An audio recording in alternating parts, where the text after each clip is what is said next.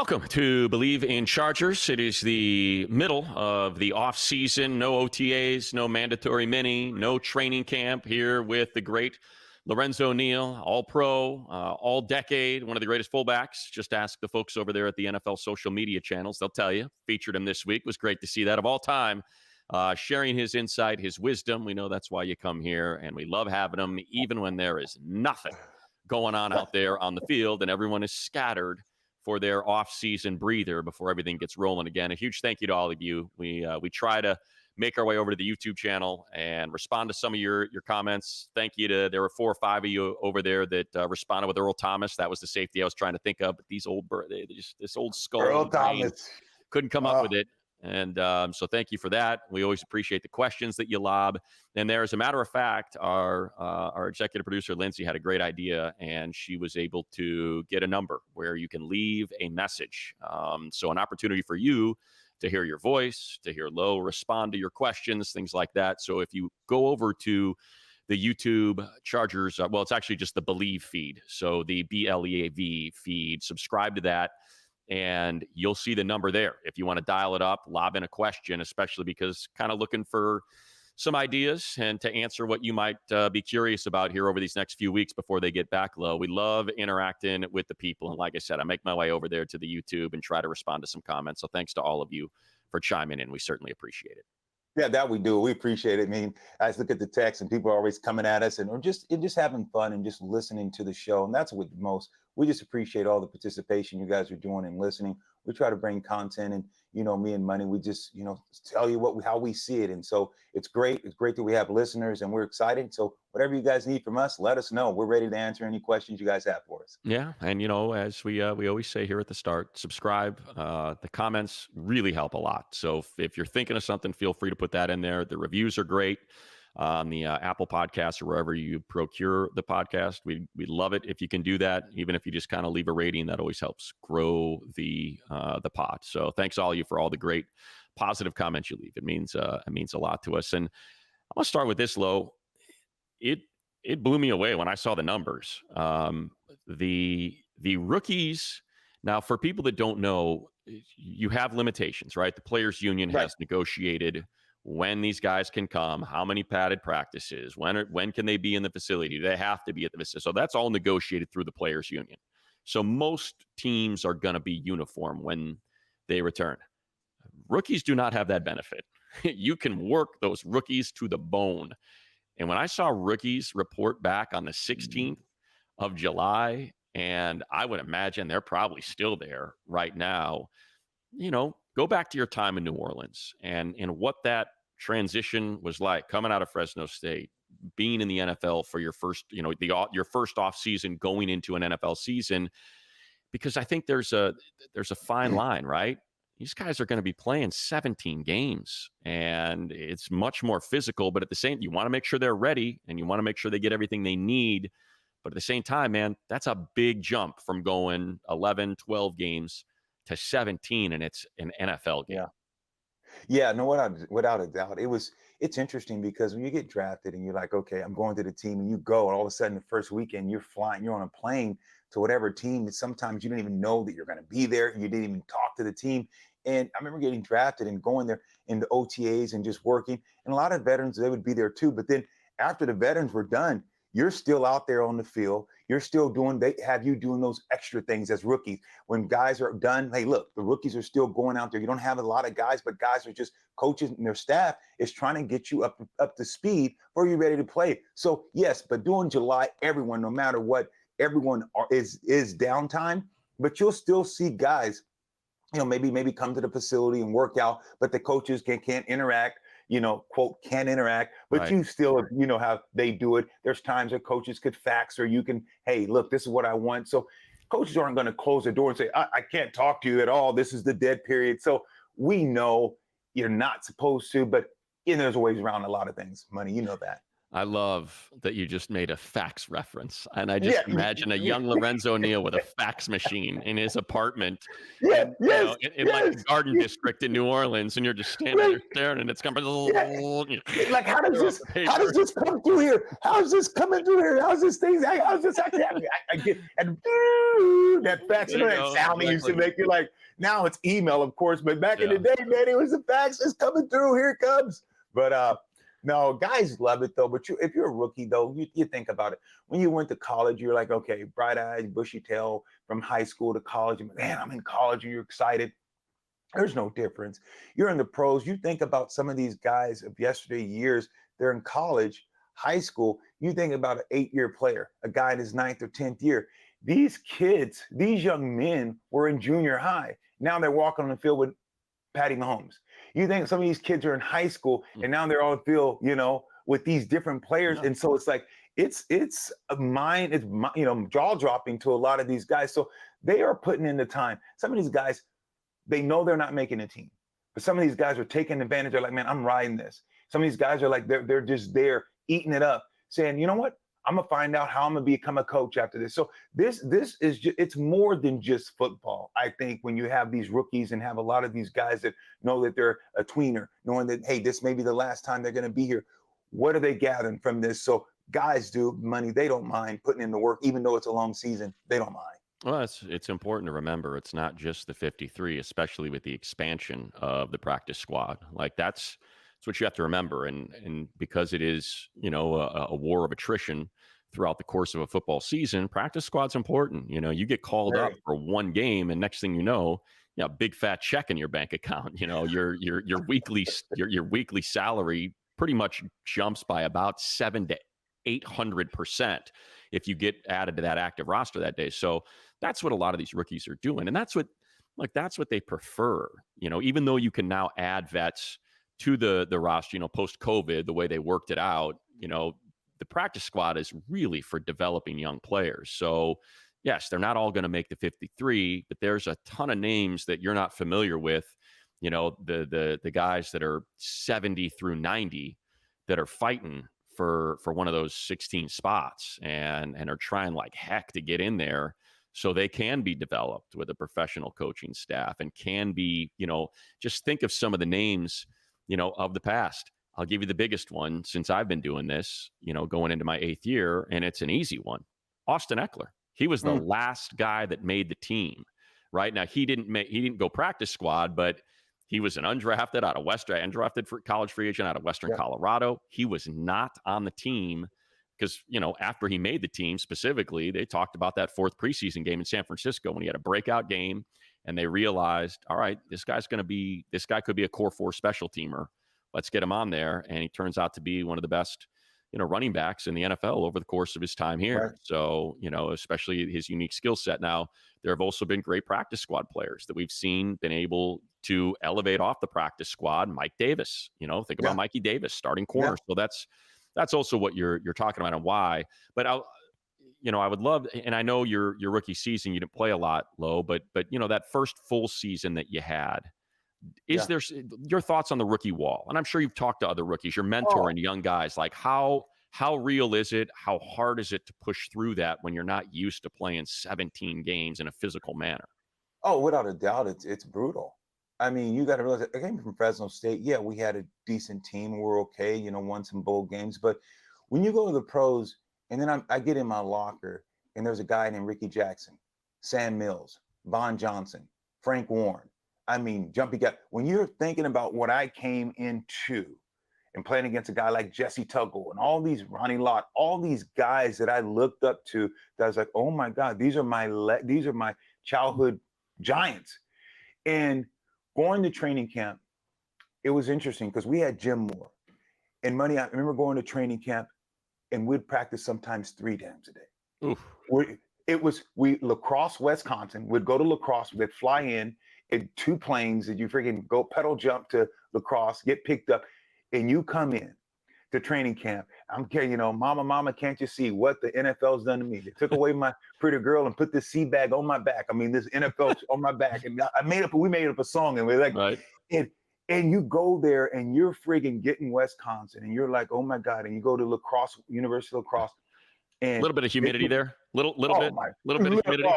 oh, so humid.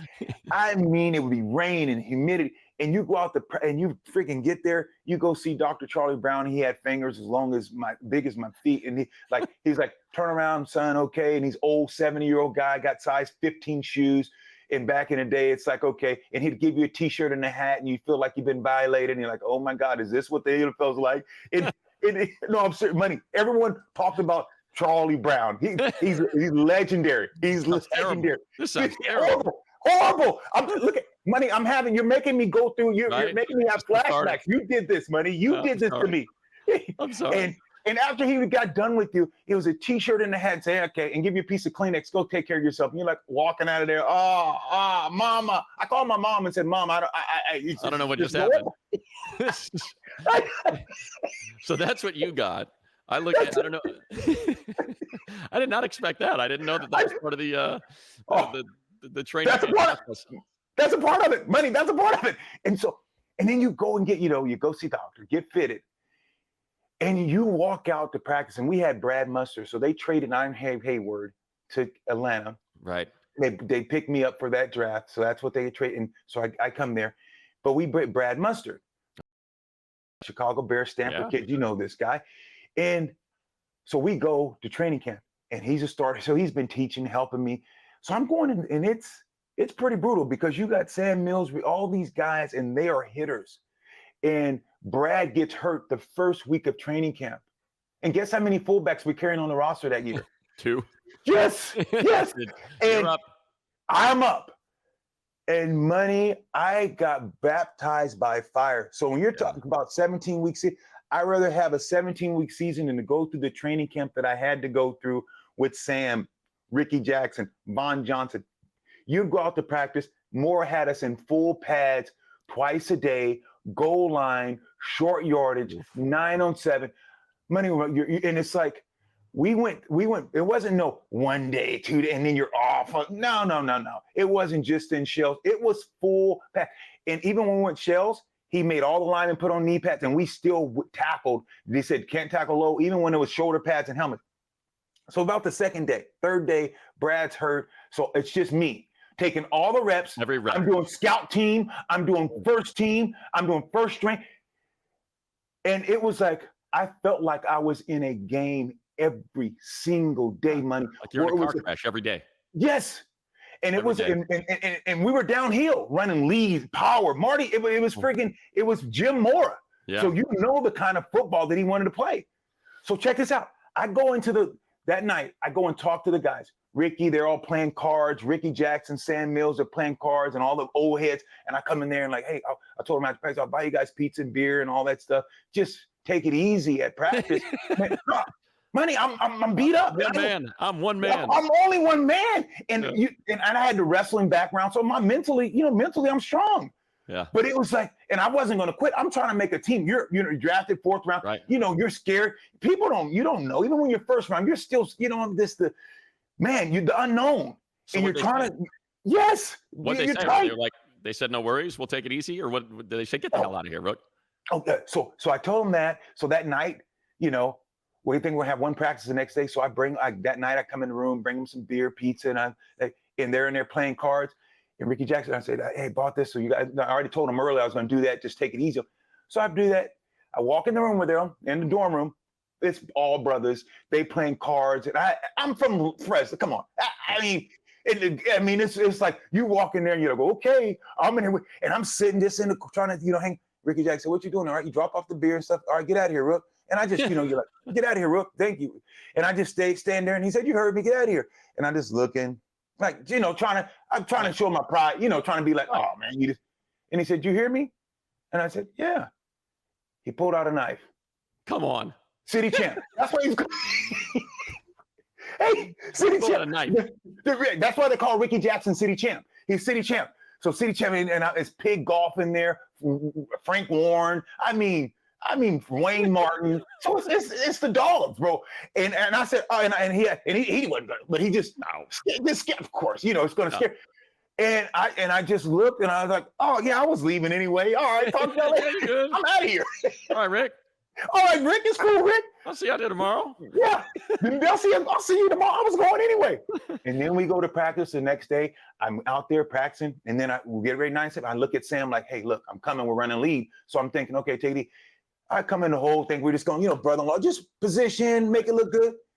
Absolutely tried to annihilate me. Boom. I'm like, God, what happened to the pizza and beer, guys, I gave you last night? Yeah. So to your point about the 17-week, the kind of pressure and stress that these guys are going to have on them, it's still a lot. Even though the game hasn't changed, but the way you practice has changed, the things that the coaches can do. But the thing about Harbaugh, he's still old school. So guys are going to be beat up. They're not going to be used, even some veterans, they're not going to be used to intensity that Harbaugh is going to bring, because Harbaugh understands. Guys say, oh, you got to rest guys. No, I played for Jim Harbaugh and, for John in Baltimore. He's still physical. Even though even though sometimes you're not in pads, you're still getting after it. And when you have pads on, John made us, he said you have skin like an armadillo. So he was tough, physical. So you're going to see a lot of these guys. You're going to see some injuries early, but just nicks, not serious injuries, because Harbaugh's going to try to toughen these guys up. So to your question, it was a long answer, but it's great. It's going to be a physical. It's going to be tough, and guys have to take care of their body. The ice tub, the heat, massage, you live in that ice, baby. You're going to live in there. That's what you have to do to get through training camp, and that's what you have to do to get through the season if you want to try to stay healthy. Yeah, you said it. It's so different now, and what they're able to do and allowed to do, and padded practices and hitting. And now it's still going to be physical. I bring it up because I look at the roster, and it certainly looks like they're going to need rookies. You got Joe Alt, who's going to be starting at right tackle. Like you need him out there for 17 games. That's what you're looking for, And look, Slater did it his rookie year and ended up being an All-Pro, so he was able to do it for 17 and be an All-Pro. But I think, you got Joe Alt, your second rounder. Ladd McConkey very well could end up being the number one receiver on this team by the end of the season. You're expecting him for 17. Junior Colson, we're talking about him being the starting middle linebacker and the captain of the defense, 17. You got these two corners in the 5th round, Cam Hart and Tarheeb Still. We're talking about Tarheeb Still being the starting slot. Wow. You got a lot of players that I think are being counted on that are going to be in their first year. And so that's just seeing the amount of work they're putting in and knowing about that rookie wall and how you need them to be. No one's ever healthy, of course, at the end of the year. Everybody's dealing with the same thing. But if you're counting on, if you're an offensive line centric team, like Coach Harbaugh says, tip of the spear, and part of that is your number one overall, your number one top 5 pick, Joe Alt, you want to make sure they're still feeling, they're not really hitting that wall and they're still effective. I mean, what is it? The 26th of June. So 20 days. These rookies are back. They are in training camp in 20 days, in less than 3 weeks. And then the very next week on the 23rd, the vets will be out there. So yes, we're going to do 4 or 5 podcasts with nothing happening, except for maybe the Chargers moving into the Bolt, which is very exciting. I would highly recommend you keep an eye on the social media feeds of the Chargers, because that place is incredible. And when you have, and that's sort of the thing, I think we might have talked about this already. I hope I'm not repeating myself, but when I worked for DreamWorks, I remember, having worked for a much smaller record company, Slash Records, punk rock label here in LA, and London Records, which is more of an electronic label, not big powerhouse outlets, right? And we had, crummy little offices. They were fine. And then I go to DreamWorks, and we've got this beautiful building, and there's cafeteria in there, and they're like, can you believe this, man? We can have breakfast here and we can have lunch here, and we don't have to leave, and everyone thinks it's the greatest thing, right? You don't have to get in your car, and you have to get, and then all of a sudden I was like, wait a minute, they got you. We're not leaving. I used to get an hour. I used to hang out, and and now I'm like, I just walked down to the cafeteria, I grab a sandwich, I'm back at my desk eating, and that took 5 minutes, and before I'd be gone for 45 to an hour. But I bring it up because I think that's the idea of the Bolt. Costa Mesa was great. They did the best they could. It's a temporary facility, but it was basically an office building that they had converted to their facility. when you have a place like the Bolt, guys are going to want to be there. When you have Wolfgang Puck doing your catering, guys are going to want to eat there. When you have Jim Harbaugh and Ben Herbert putting together your weight room, guys are going to want to work out there. And when you've got, a lap pool and you've got tubs and you've got a spa and you've got, all these top shelf outlets for you to take care of your body, they want you there. And that goes a long way, because it's not just, and this is where I'm going with this statement, and a question for you, Lo. It's not just working out. It's not just learning the plays. It's not like football is 11 chess pieces moving in unison that you need to be connected. And so when you get everybody in the same place, everybody's in the same place. And now you're connecting, and the defensive backs are connecting, and the offensive line is connecting. And everybody, I do think there is a ton of value in that, in trying to get these individuals around each other as much as possible, so they become a unit. And it's not a group of individuals that show up at 8 a.m. on July 23rd, but they've been there, and they're all hanging out in the meal room, and they're all hanging out in the workout, and they're all hanging out in the pool, and they've got freaking Shea Lounge chairs, basking in the sun in El Segundo outside the pool, and they're hanging out. I think that does something. It does a lot. And that's the thing that you're talking about, is just that chemistry and that bonding.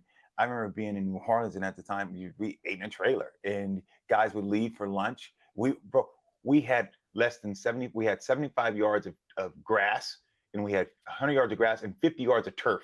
That was it. I mean, it was a horrible. And then of course we built the facility. Money, it was worse than college. I'm telling you, it was money. We had trailers or meeting room. We had no work. And so the game has, and then of course we moved to a beautiful facility over there, but you have that. You want your guys together. The breakfast, bam, you can get omelets, everything cooked fresh. It's no longer waiting out there for you. That's what you want. So now guys are eating together instead of leaving and going to go get fast food or getting something else. You have a salad. You have everything that you need. Coaches want that. So now guess what? Coaches come in and they might just sit down and have lunch with you. And you're not talking necessarily about football, but you're getting to know your players on a more personal level. So when you don't have a facility like that, I remember being in Baltimore with John Harbaugh and having, a chef there, like you're saying, and being able to sit down at the table, and here comes John. He'd come and sit with you. Hey, Lorenzo, how's your family? The different things, different aspects, coaches you can be able to talk to.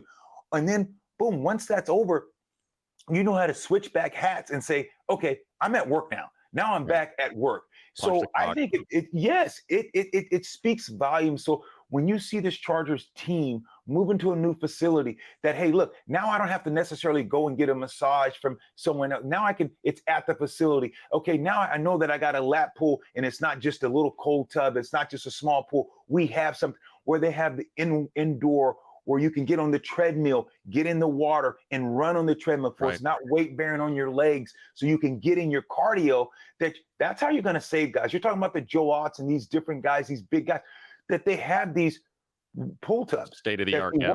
State of the art. And it's a treadmill that's moving in the water. So you're still getting in great shape, but you're not putting the wear and tear on your knees. So there's so many things that you do when you have the state of the art facilities that can help these guys, because you're talking about a 17-week season. It's a grind.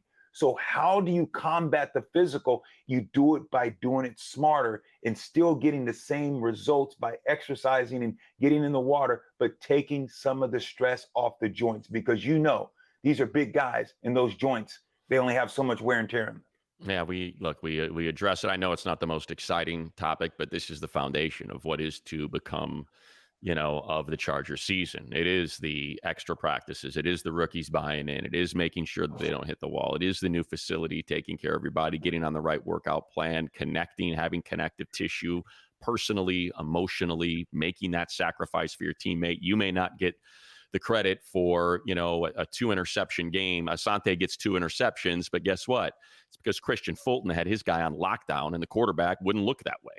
That's what we're talking about. Is every one hand washes the other. And when you can sort of build that sense of camaraderie, of brotherhood, fraternization, then that's when you get sacrifice and you get buy-in. And it's not necessarily about, oh, I got 2 sacks these games, in this game, and now I'm making my way toward double digits. It's like, no, hey, Thule blew up the Right. A and the B gap, and that's what Sure. allowed me to have a one-on-one, and I got that sack because of it. That's kind of what we're talking about, and not caring about what the box score reads at the end of the game, but what did that notch go in the win column, and Sure. how much you contributed to it. And with that being said, Money, kind of in the same vein, far as the new facility, how much input do you think Harbaugh and his staff, and especially the strength coach, has, because it was already in Right. process way? So how much do you think A little involved? bit. I know for a fact they changed a few things. I know that, and I know it was not easy. I know there were some things they walked in and they were like, "Hey, what about this?" And then they were like, "It's all right. Okay." The money's But, already, the check's you already in know, the mail, coach. The hey, check's already in the and mail. I can tell you this. I can tell you who was happy about it, as someone that worked construction when I was a younger Contractor. man. Contractors like, what's that? Yes, coach. Whatever you want, let's do. I got here. I heard someone say change order. Let's get that change order in there. Okay. We'll All move right. this weight bearing wall here. We're going to move this Yeah. weight bearing wall. Coach Harbaugh needs this. This is about winning championships. We got it. Not a problem. Not a problem. I can route pipes easy. Yes, this is very easy. Yes, maybe we'll just, we'll jackhammer up the concrete. We'll lay it right in there. No problem. Just do me a favor. Sign this real quick, will you? Yeah, exactly.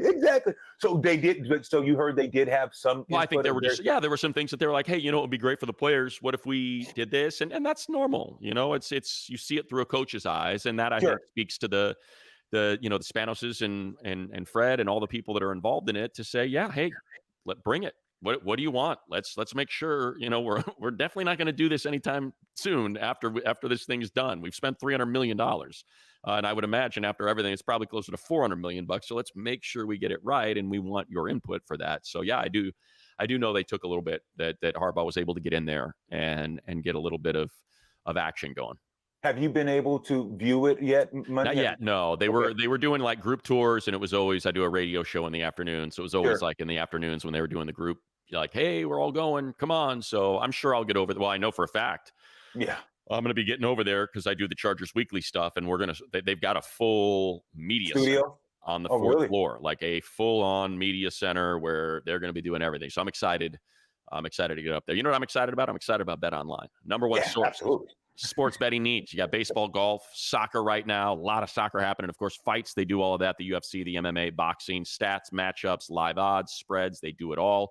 Even while games are being played in game, you can do through Bet Online. And when the game's over, they got an online casino. Why not get in? A couple hands of blackjack, poker. They got slots games, like 150 of those. So hit up the website today. Get in on the action. Use our promo code Bleav. That is BLEAV. BLEAV. You get a 50% welcome bonus on your first deposit. Bet Online.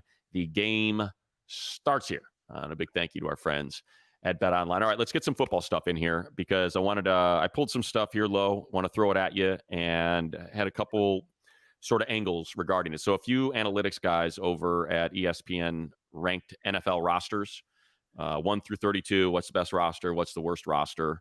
Just on paper. And just trying to figure out, and remember, this is on paper. And the reason I bring it up, because we want to stay positive here, get excited, hope springs eternal in the offseason. Absolutely. So they got the Chargers at 24. 23 teams better than them. I don't care about the NFC. I'm looking at the AFC.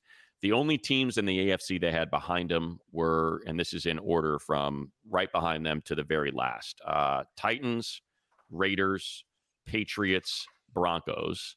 So you clearly get a sense that they do not have a lot of respect for the AFC West. The Chiefs were the number one team overall. Or maybe, yeah, I think they were the number one team overall. So you've got the other three teams, Chargers at 24, the highest of the rest of the AFC West. Raiders, Broncos, I think were either last or close to last in terms of roster. So they had 11 rosters better than the Chargers. And you tell me if any of these seem like, because I do think there's a couple in there that I'm like, I don't know about that. Obviously, Kansas City, Baltimore, talking about teams that were in the AFC Championship game last year. I found it interesting that they had the Jets all the way up at 4, but that you lose Bryce Huff, you bring in Hassan Reddick. He's holding out right now. You got a lot of old guys on that offensive line that you're really rolling the dice that they're going to stay healthy throughout the course of the year. Aaron Rodgers blew out his Achilles, the first 4 plays of the season before he could even throw a pass. you got, I get it. Their corners are great. The secondary is great. They won, I think, 7 games last year with really bad quarterbacking. I like Brees Hall. I like Garrett Wilson. But at the same time, I was like, I don't know about that. Behind that, Bengals, Texans, Bills, the Dolphins, the Browns, the Jaguars, the Steelers, and the Colts. Wow. I'm shocked at that too. I'm looking at that list and the I teams know that it's not in front of you, so feel free to just like throw anything out if you yeah. So, forgot. well, for one, when you talk about a team that I think when you look at just in Florida, Jacksonville, I Right. think Jacksonville on paper they look good. I just don't think that they've shown enough that this says, hey, that you can just put them, as a team that's going to Right. compete. You look at the Bills. The Bills have pretty much gutted and overhauled that team. The The entire Bills have, secondary is gone. Yeah. yeah, the entire secondary is gone. You've got your number Stephon one Diggs. receiver is gone. Your Diggs is gone. So when you look at Buffalo and you say, okay, now this is truly Josh's team. Can he? Because you built the team for Josh to win. You went out and spent money. You went out and got a bunch of players, high-end players, to get them over the hump. What makes you think now that makes that team? Why are they so much higher than the Yeah. Chargers? So Yeah, I'm with you. That one, and they're way up there. They're 1, 2, 3, 4, 5, 6th in the AFC. I guess that's not way up there. The Texans. Look, the Texans are exciting, right? They burst onto the scene last year. They added Diggs. They spent a lot of money in the offseason to try to fill their holes. The Bengals, like here's my thing. This is why I bring it up. Defensively, you ask anyone, and what are they going to say? Do you want to build it out back to front or front to back? They're going to tell you they want to build it out front to back. It's like, hey, give me a dominant pass rush, and that's going to change everything. If we can get after the quarterback and make life a nightmare for the quarterback, that will change everything. And I don't think it's a coincidence that the 49ers and the Chiefs, when you think about Chris Jones up front and the 49ers with Nick Bosa and Eric Armstead, like there's a reason why those guys are where they are. Same with the Bills. Like if you want to just focus on the Bills, they got a front, man. Those guys get after the quarterback. And like when I look at the Chargers, I say, okay, I know it's hard to project a healthy Bosa, and Khalil Mack is 33, but they bring in Bud Dupree, who had 8 sacks last year. Thule flashed as a rookie, and I would expect him to be at least that good. So I think about the front, and then I think about the offensive line and the fact that you've got Rashawn Slater at one tackle. If you Bleav in Joe Alt at the other tackle, now I think it's okay to be a little concerned about the interior 3 and how important that is. Who's going to be the right guard? Is Bradley Bozeman going to be Bradley Bozeman of Baltimore? Or is he going to be Bradley Bozeman of Carolina? Like I understand Zion Johnson has certainly left a little bit to be desired after last year. So I think that's kind of where I'm coming from with the Chargers. I think it's more about, the sum is greater than the parts. That's sort of the way I look at this roster, as opposed to, hey, individually, let's start checking boxes.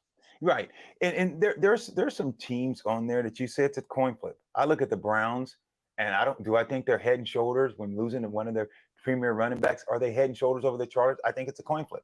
You look at Jacksonville, coin flip. The Jets have. I mean, I understand like you said, they play defense. Offensively, they were dismal. Is Aaron Rodgers going to come back healthy? Is Aaron Rodgers going to be on the same page as a receiver? Here's a guy that didn't show up to OTAs, hasn't been there. So so when I'm looking at these analytics and looking at these, they're just going by namesake, because I don't think you can really come up with that. I think the two teams that you say that, to me, that you would have to look at the AFC and say, hey, look, these two teams, they deserve it. Kansas City and Baltimore. Yeah. Kansas City and Baltimore. Who else? Who else? Because the Bengals. I don't think the Colts. I wouldn't take the Colts roster over the Chargers. No way. No, I wouldn't take the Colts. Does the Bengals, like you said, do they scare you? I mean, they got Burrow's fantastic. You love the receivers and Higgins and obviously Chase. And then I think the other part of it too, Lo, is just quarterback. Like you've got to weigh quarterback. Right. Colts have Anthony Richardson, who played 4 games last year as a rookie. Like the Steelers are figuring it out from Russell Wilson and Justin Fields. Jags have Trevor Lawrence. I think he's a great quarterback. Browns, what is Deshaun? You're projecting that Deshaun's going to figure it out after 3 years of not figuring it out. The Dolphins Absolutely. haven't paid Tua yet. Nah, he did lead the league and I think yards last year, didn't he? He was right up there. So yeah, He did, but it's Tua. right. That's what I mean. It's Tua. It's a Yeah, system, and I'm with you, Miami. No. yeah. So that's sort of it was it. Now what's funny is one of the guys, and I like Mike Clay a lot. He does a good job, does good work over there. So does Aaron Schatz. They both do great work over there. But the funny thing is, so they have the roster ranked at 24, and it's almost like they're thinking the same way we are, because he then ran all of his projections for the season and win probabilities and stat projections, and you look at it, and he's got the Chargers winning 10 games. So it's almost like Okay. I think it almost at least win probability. He's got them favored to win the game in 10 of their 17 contests. So I think and that's why I brought it up, because I think it speaks to, on paper, you're going to be like, okay, what are we doing at corner here? Do we have a third safety? Is Tony Jefferson, after taking a year off, you're good with that as the third safety behind Lowe and Derwin, and we're good with Deion Henley making his first, getting his first bit of action out there. And yes, there's a lot of projection. And at the same time, though, I think it recognizes we think Harbaugh can bring all this together, regardless of what the names are. Look you got Kansas City and Baltimore. Let's take them away. Those two teams are in the playoffs. So you and I, we agree there. Now, give me two teams that you'd say, hey, look, I'm willing to, put put a good stake of my life savings on. Give me two other teams that you think. It's so hard to project health, right? I am a little worried about Burrow. I'm worried that it's a non-contact injury that blew out that calf, that his wrist got, busted up really good, bad last year. So, but at the same time, I'll project health. I just believe in him. I believe in Joe Burrow. I believe he's got that special quality to him. He's got it. So I'll put the Bengals in there. Same with Josh Allen. I just buy it. I buy all of it. Put that in there. And then I think after that, I got to see it again from CJ Stroud. Justin Herbert. I got to see it. I got to see it again. And I got to see it, when you're not in a last place schedule, when the AFC South is now built up a little bit, and it's going to be a little bit tougher to navigate the Titans after adding all the, a lot of free agent action in the offseason, the Jags after bouncing back with the injury to Trevor Lawrence, like that's going to be, and the Colts. I believe in Shane Steichen and what he is as a head coach and an offensive play caller. So that one, I don't know. Do you look at the Texans and you say, who's in their, like you said, who are they playing? Right. They're going from a last place schedule to a first place schedule. Did they win? To a first place schedule. Yeah. So that's one that it's going to be a little different. It's going to be a little different. And like you said, the teams that they're playing got a little bit better. You look at, the Colts and what they've done. So I don't see it the way they do. And as a team that, if you ask me who's in the playoffs, honestly, I would say here's teams that are kind of outside this little bubble, the Chargers and the Steelers. Because here's what I like about these two teams. Who's running their teams. Right. We know Mike Tomlin. What does Tomlin and Harbaugh have in common? Toughness, physicality. You look at the Steelers. They did not have a quarterback. They did not have no way. But what were they able to do? They were right there at the end of the year because of the way they play football. Right. So when you think about the two teams that the Bill, of course, Josh Allen, we trust. So we think they get in. You look at the Jets. I don't necessarily trust Aaron Rodgers anymore. But I look at the Steelers. They upgraded at the quarterback position. Them and the Chargers, because of the men that are running the team, you could use Justin Fields or whoever's the quarterback out of those two. They're going to be better. It's just the defense to have. Yeah, I think that to me, the Browns it's a really good roster. It's, that deep, just when you have Myles Garrett, that's a cheat code. It's just, it's a cheat code. And the whole front is really good. They got a solid secondary. And, I think they're in that same conversation as the Chargers and Steelers, Low. Like, Kevin Stefanski, he ain't going to beat the hell out of you. They are going to beat the hell out of you. And they're just going to run it. I just don't, like, Deshaun Watson's not been bad. He's been terrible. Horrible. He has been terrible. They had Joe Flacco save their season last year, and then you saw what happened in the playoffs, just completely unraveled on them. So you're projecting that Deshaun Watson's going to figure it out and go back to being one of the 5 best quarterbacks in the league, which is what he was when he was in Houston. I mean, he was incredible before it all got sideways on him. So that's like I said that, and I think and as they went through each of the position groups, they kind of talked about what they like. Oh, we like the front, we like the edges, but they pointed out the running back room as being a big weakness. It's like you lose Austin Eckler, you bring in Gus Edwards, who's never been a number one, who's always been a complimentary back, and you're banking on a guy that blew out his Achilles and has played a couple of games the last 2 seasons in J.K. Dobbins. And, to what, and I think the one thing that you're missing is that, just the philosophy, the execution, the fact that they brought in Will Dissly and they actually have a blocking tight end now, and that they drafted this mammoth human to play right tackle. So you're not getting that side of the line just collapsed every time you snap the ball and want to run it. You got a healthy Rashawn Slater. He was beat up after week 3 last year when he got bent back against the Raiders, and he was just never the same. So like, that's the one thing that I think doesn't go into it when you're just doing all 32 teams and you're kind of taking a bird's eye view instead of really getting into the weeds and trying to figure, okay, what is this team this year? It looks so different to me, Lo, because the offensive line, the coaching on the offensive line, I think is going to be wildly, that will be underserved. What Coach Dev and what Coach Hardwick and the way they're teaching off, and what Coach Harbaugh and how they want and Greg Roman, who's a big part of that, right? And the way that he coaches run game. It's going to change so much for this team and how they execute, and Hayden Hurst and Will Dissly being in that mix. No question. And when you're talking about the coaching staff, we get that. So when you look at a team like the Bengals, does Herbert has to be great for them to win in their receiving? Do you think it's more predicated on their offense?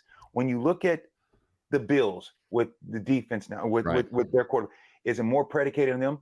When you look at the Jets, is it going to be more predicated for Aaron Rodgers to take? Who's got who, in your opinion, on this list, and even including the Chargers there, which team that you think does not necessarily have to have great quarterback or elite quarterback play for them to be successful? Yeah, I think you saw it with the Browns last year, right? The Browns were able to do it, with Flacco, with running the ball, and even without Nick Chubb, they were able to do it. I think it's very similar, right? Where they have a system that works. They have a punishing running game that works. They're committed to it. They play, and they have a defense that will get, Gata. They get after it. So I think when you combine those two things, that's one that looks to be sort of quarterback proof, to some degree. Look at the Colts and what Shane Steichen was able to do with Gardner Minshew, who, he's able to coach around him a little bit. You already mentioned the Steelers. They did it last year with Kenny Pickett, and they've won 9 games with Mitch Trubisky, and these quarterback situations that aren't really working, they can still post a winning record. And even to some degree, the Jets, because they won 7 games last year with some of the worst quarterbacks. So I think that's the one thing that is unique, is that all of these teams.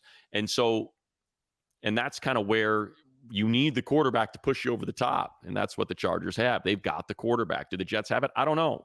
If Aaron Rodgers is healthy, yeah, they do. But I don't know if he's healthy. So put the Chargers. I reason I'm asking because I was going through exactly what you think. I'm on the same church, same pew. So now put the Chargers, and I'm not sitting on your lap, by the way. Same church, same pew, but you'll sit on mine this time. So when you look at that situation, we just going through that exercise. Where do you view the Chargers when it comes to? We understand they have a quarterback over edge. We understand, like you said, Jets win 7 games without a dismal quarterback. Right. Look at the Steelers, dismal quarterback play, but still able to win 9. Where is the Chargers? Where do you see the overall added in coaching, where they're at now? How good are they?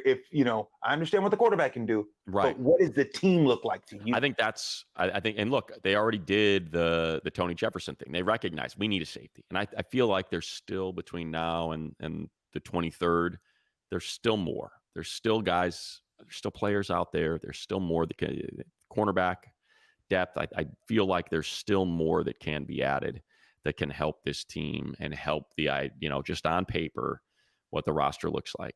Do they feel, are they comfortable with their right guard situation? Or do they really, are they good going into the season with Sawyer, with Trey Pipkins? Or is there someone out there that they can go snatch up and plug into there. I do still feel like there's a lot of that happening out And there.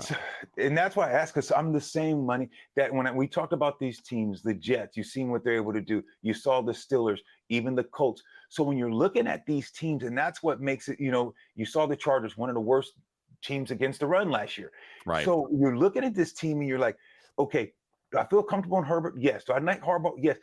Do they have enough to say, okay, now they're equal or maybe just a smidget below the Steelers or the same as the Colts? Because if all things, they're better than the Colts. If all Right. things are equal there, they're better than the Browns. If all things are equal there, there's some teams that I look at and say, okay, the Jets, they can be better, because that's the point. But I don't think, and I don't know if they're going to make a trade this year during the offseason to make sure you get a guy, someone to make us feel that way.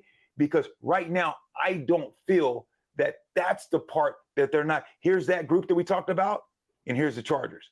Right. So until you get even that out, that's where I'm at. I think, I'll wrap it with this, Lo, and I think, because I just want to make sure I got the names right. I think a good guide to look at is the Lions, right? We weren't sure. Okay, what is Jahmyr Gibbs? Why did they draft him Sure. at 12? We don't know what Sam Laporte is going to be. Is he, do they have Amon-Ra is a number one, but is he? He's a slot. He's not an outside. He's not an X. And do we buy? Jameson Williams is coming back from an injury, and is he really going to be right? So like there were a lot of questions on that offense. Agreed. And is Jared Goff really a guy that's going to lead a team to wins? And you know what? It all clicked. And defensively, they were able to do enough. Again, that's some is greater than the parts, like that. So that to me is what I look at, and they were in the NFC Championship game and they had a massive lead in the first half. And unfortunately, just it got away from them. But that's how good that team was. And I would imagine if you went through the same exercise last year, I don't think the Detroit Lions, would have been in the top 15. No. And how did they do it? Taylor Decker, Glasgow, Ragnow, all of those, Penei Sewell, strong up front. Aiden Hutchinson, anchoring that defensive line and an attitude. And I don't think there is any team that played more to the personality of their coach than the Detroit Lions last year. They took on Dan Campbell's personality, the famous bite the kneecaps, the physicality, the fight till the last second of the game, and I think they represent him. And that's, what we're hearing from these guys about how they feel about Coach Harbaugh.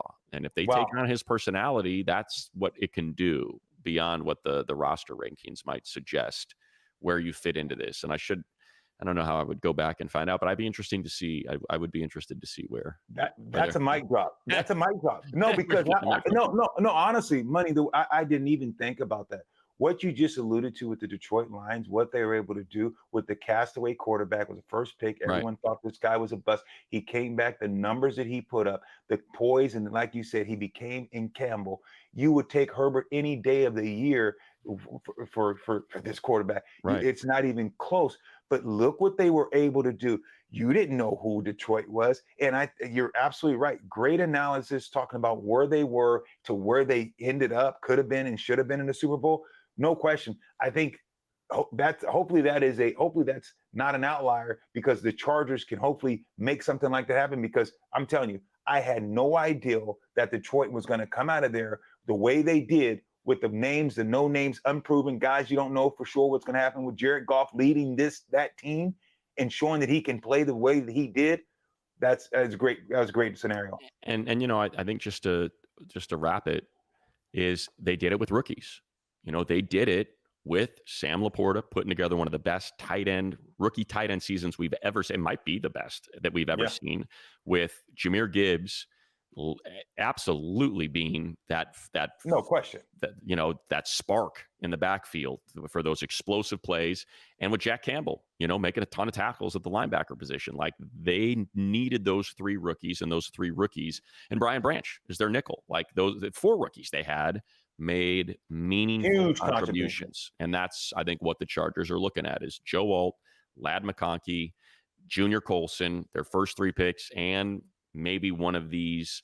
Kamani Vidal is a running back. Maybe it's Tarheeb still is that slot corner. Like that's as that nickelback, I should say. That's what it's going to take. But I think you saw it last year. Let's get some quick comments in here, Lo, before we get out, because we certainly appreciate the and this was on the YouTube. And remember, Lindsay is going to post that number on the YouTube if you want to leave a message. We'd love to kind of hear your voices and work that in next week. Let's see. Okay, all right.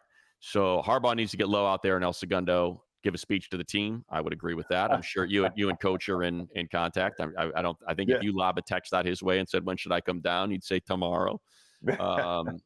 This Joe loves the direction of the Bolts. Refreshing, exciting. We agree. Show reminds me of the 2000 era Chargers show with Billy Ray Smith. I love Billy Ray, but in podcast format with Lorenzo Neal. Always love seeing Billy Ray. He comes out, every now and then, and he's just one of the, sweetest guys. Great dude. Always good to see him. Can you find out what Harbaugh did when he took both Herbert and Derwin down to the Navy SEALs? I'll ask. And then we had someone actually comment, retired Navy here, probably showed him elite level leadership, team building, and how to face adversity.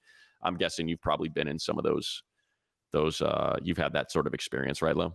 Oh, no question. It's been great. It was always great. Marty would always have a leadership type of group that he'd bring the leaders in and, hey guys, you guys got to lead by example. So every team had been on usually have some good leadership groups.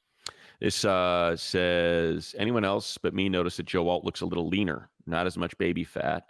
Thanks, Harbaugh and Ben Herbert.